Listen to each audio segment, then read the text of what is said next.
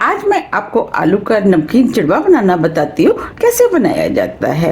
इसे हम कोई भी नॉर्मल आलू के साथ बना सकते हैं। ऐसा कुछ भी नहीं है कि इसके लिए कोई स्पेशल आलू की ज़रूरत पड़ती है। आपके पास जो भी आलू है आप उसका इस्तेमाल कर सकते हैं। अगर आपके पास छोटा, बड़ा या मीडियम साइज का आलू है उससे भी आप इसे बना सकते हैं। उससे भी ये बहुत ही ज़्यादा क्रिस्पी और टेस्टी बनके तैयार होगा।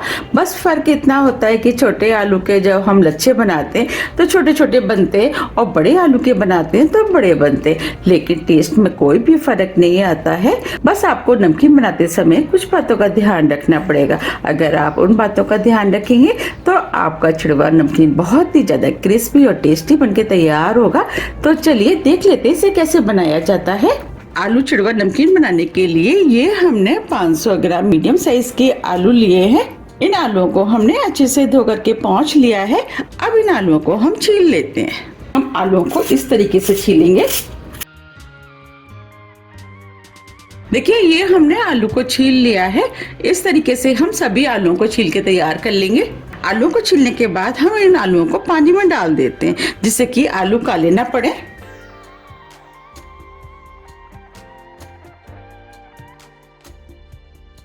ये हमने सभी आलूओं को छील लिया है।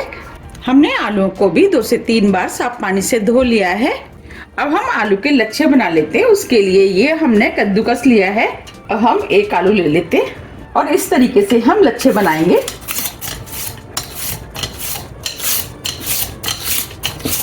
अब ये थोड़ा सा आलू का पोर्शन रह गया, इसे हम निकाल देते हैं। हम इसे नहीं कसेंगे, अगर कसेंगे तो हो सकता है हाथ में लग जाए।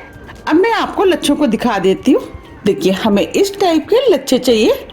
इस तरीके से हम सभी आलूओं के लच्छे बना लेते हैं। ये हमने सभी आलूओं को कस करके लच्छे बना लिए हैं। आप देख पा रहे होंगे कि ये पानी कितना गंदा हो गया है। अब हम इन लच्छों को 3 से 4 बार साफ पानी से धोएंगे। धोने से क्या होगा कि आलूओं के अंदर जितना भी स्टार्च है वो निकल जाएगा। जब आलू के अंदर से अच्छे से स्टार्च निकल जाता है तो आलू के लच्छे बहुत ही ज्यादा क्रिस्पी और टेस्टी बनके तैयार होते हैं। तो अब हम इनको 3 से 4 बार साफ पानी से धो लेते हैं। ये हमने लच्छों को साफ पानी से 4 बार धो लिया है। आप देख पा रहे हैं पानी में बिल्कुल भी स्टार्च नहीं है, पानी एकदम क्लीन है। अब हम लच्छों में से पानी को निकाल देते हैं। तो इस तरीके से हम लच्छों को छलनी पर डाल देते हैं जिससे कि लच्छों के अंदर जितना भी एक्स्ट्रा पानी होगा वो निकल जाएगा।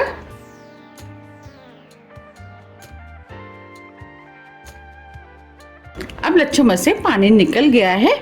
ये हमने कॉटन का कपड़ा लिया है। जो हमने आलू के लच्छे बनाए थे वो हम इसके ऊपर डाल देते और लच्छों को हम इस तरीके से फैला देते हैं।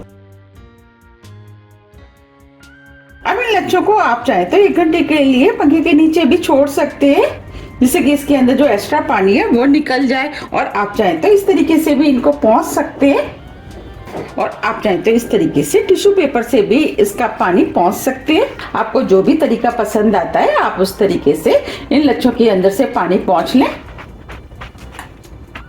देखिए ये टिश्यू पेपर गीला हो गया है। मुझे थोड़ी सी जल्दी है तो आलू के लच्छों को मैं इस तरीके से जल्दी से पोंछ लेती हूँ।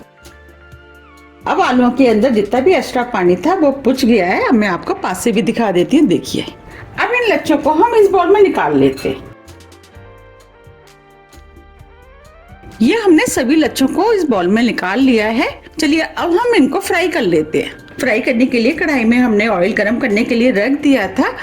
हमें इन्हें फ्राई करने के लिए तेज गरम ऑयल चाहिए। तो ऑयल को हम चेक कर लेते हैं। उसके लिए एक लच्छा हम ऑयल में डाल देते। देखिए लच्छा तुरंत ऊपर आ गया, इसका मतलब ऑयल अच्छे से गरम हो गया है।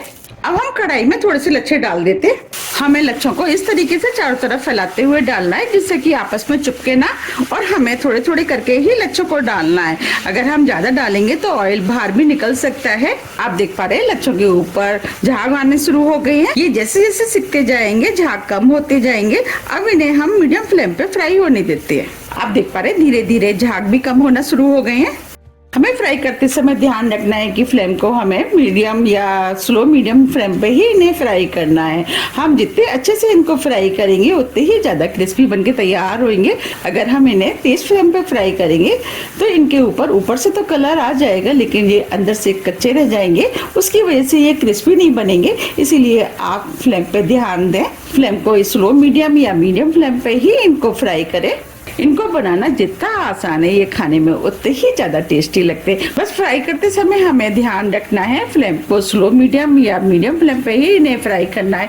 अगर आप इस तरीके से फ्राई करेंगे तो आपके लच्छे बहुत ही ज़्यादा क्रिस्पी बनके तैयार होंगे। ये हल्के गोल्डन कलर के हो जाएंगे, इसके बाद हम इनको पलटेंगे। इसके ऊपर जो झाग थे काफ़ी कम हो गए हैं, अब इन्हें हम पलट देते हैं। हमें इन्हें इसी तरीके से उलट पुलट के क्रिस्पी होने तक फ्राई करना है। अब ये फ्राई हो गए और हल्के गोल्डन कलर के भी हो गए हैं। आप सुन पा रहे हैं इसके अंदर से हल्की हल्की आवाज भी आना शुरू हो गई है। अब हम इन्हें निकाल लेते हैं। हम इन्हें छलनी में निकालेंगे जिससे कि इसके अंदर जो एक्स्ट्रा ऑयल होगा वो निकल जाएगा। आप चाहे तो इन्हें टिश्यू पेपर पे भी निकाल सकते हैं।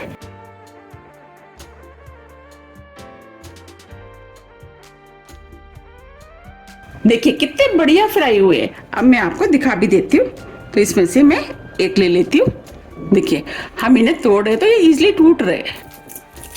और देखिए एकदम चूरा हो गए हैं। इसका मतलब ये काफी क्रिस्पी बने हैं। अब हम कढ़ाई में और डाल देते और इनको भी हम बिल्कुल उसी तरीके से फ्राई कर लेंगे जैसे हमने पहले किए थे। ये हमने सभी आलू लच्छों को फ्राई कर लिया है। अब हम आलू लच्छों को इस बॉल में डाल देते। ये हमने आधा कप कच्ची वाली मूंगफली ली है, इन्हें भी हम इसी ऑयल में डाल देते हैं और मीडियम फ्लेम पे 2 से 3 मिनट के लिए इन मूंगफलियों को इसी तरीके से चलाते हुए फ्राई कर लेते हैं। 4 मिनट करीब हो गए हैं। अब ये मूंगफलियां भी फ्राई हो गई है, इन्हें भी हम निकाल लेते हैं।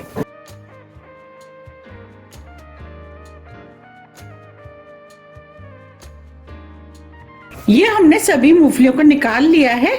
ये हमने 3 से 4 हरी मिर्च ली है जिसे छोटे पीस में काट लिया, वो डाल देते हैं।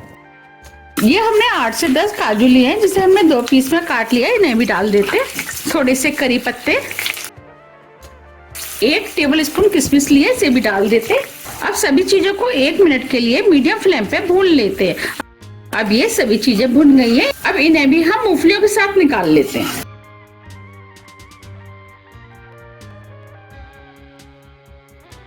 ये हमने सभी चीजों को फ्राई करके निकाल लिया है। ये जो हमने मूंगफली और ड्राई फ्रूट को भुना है इसे भी हम इसी के अंदर डाल देते हैं। हम व्रत के लिए चिड़वा बना रहे हैं तो ये हमने आधी टीस्पून काली मिर्च ली है जिसे हमने पीस लिया है, वो हम इसके अंदर डाल देते हैं। अब ये हमने आधी टीस्पून सेंधा नमक लिया है, वो डाल देते हैं। हम व्रत के लिए बना रहे हैं इसीलिए हम सेंधा नमक का इस्तेमाल कर रहे हैं। अगर आप व्रत के लिए नहीं बना रहे हैं तो आप इसकी जगह 1 टीस्पून चाट मसाला डाल सकते हैं या आप अपने टेस्ट के अनुसार इसके अंदर लाल मिर्च का भी इस्तेमाल कर सकते हैं। अब ये चिड़वा खट्टा मीठा लगे तो अब इसके अंदर 2 टीस्पून हम पाउडर शुगर डाल देते हैं। पाउडर शुगर आप अपने टेस्ट के अनुसार थोड़ा सा कम या ज्यादा भी कर सकते हैं। अब सभी चीजों को हम इस तरीके से मिक्स कर लेते हैं और आप चाहते हो इस तरीके से हाथ से भी मिक्स कर सकते हैं। ये हमने चिड़वे को अच्छे से मिक्स कर लिया है।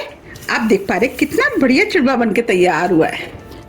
अब हम चिड़वे को सर्व कर लेते हैं। आप देख पा रहे कितना बढ़िया चिड़वा बनके तैयार हुआ है। आप इसे किसी भी एयर टाइट डब्बे में भर करके महीनों रख के भी खा सकते हैं। ये खाने में बहुत ही ज्यादा टेस्टी बना है और बहुत ही ज्यादा क्रिस्पी भी। तो आप भी इसे बनाइए, खाइए, फिर मुझे कमेंट्स करके ये जरूर बताइए कि आपको ये कैसा लगा। मुझे उम्मीद है कि आपको ये बहुत ज्यादा पसंद आएगा। आप इसे सिर्फ व्रत में नहीं कभी भी बना करके खा सकते हैं क्योंकि खाने में बनता ही इतना टेस्टी है। तो आप मुझे कमेंट्स करके ये जरूर बताइए कि आप इसे कब बना रहे हैं। ये घर में बहुत कम पैसों में बनके तैयार हो जाता है। अगर हम इसी चिड़वे को मार्केट में लेने जाते हैं तो ये बहुत ही ज्यादा कॉस्टली मिलता है।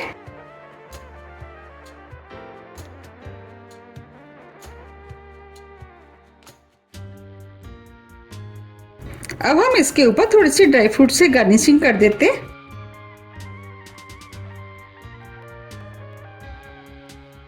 अब मैं आपको इस चिड़वे को पास से भी दिखा देती हूँ। देखिए कितना बढ़िया आलू का चिड़बा बनके तैयार हुआ है। अब मैं आपको ये भी दिखा देती हूँ कितना क्रिस्पी बना है। देखिए देखिए ये एकदम चूरा हो गया है, इसका मतलब ये बहुत ही ज्यादा क्रिस्पी बनके तैयार हुआ है।